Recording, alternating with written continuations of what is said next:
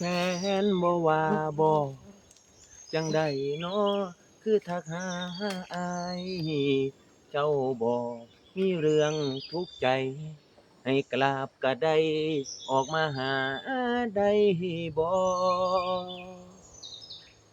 เว้าให้คิดยากหลายคันอายออกไปสิคืออยู่บ่แม่นอยากไปพบไปพ้อ แต่อายว่าบ่คือดอกนางก็แค่อ่านไลน์แค่รับสายคุยก็รู้สึกผิดฮักเจ้าฮักปานชีวิต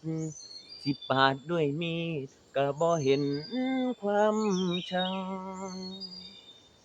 ก็เจ็บแฮงพู้นล่ะที่เจ้าบอกว่า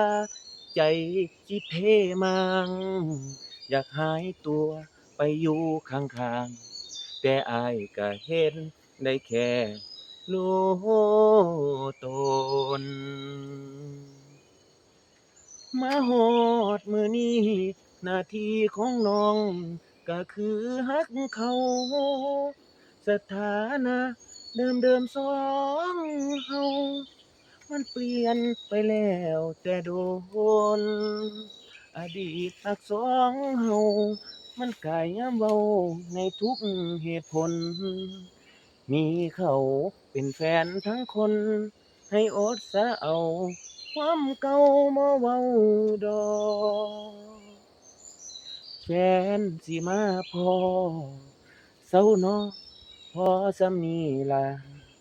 ให้ฟ้าวกลับไปเคลียร์กันซะแค่ผงเข้าตาคงบ่ยากดอกเบอร์โทรของอายแชตที่เฮาไลน์ให้ฟ้าวลบออกเพิ่นถามก็อย่าเผลอบอกคอยหาทางออกอย่าผิดกันเด้อ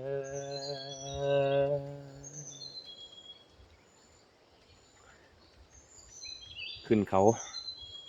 ย่างมาบักกวางบักไก่พี่น้องเอ้ยพ่อเฮ็ดดอกเดียวมื้อเช้านี้พ่อเฮ็ดปวกอยู่หน้าบ้านครับอยู่หน้าบ้านได้ว่าแม่นกะละมังหนึ่งพู้นล่ะครับก็เลยขึ้นมาหาเทิงเขาบ่พ้อครับได้เห็นแต่หมากดอกเดียวไปกลับบ้านครับเมื่อบ้าน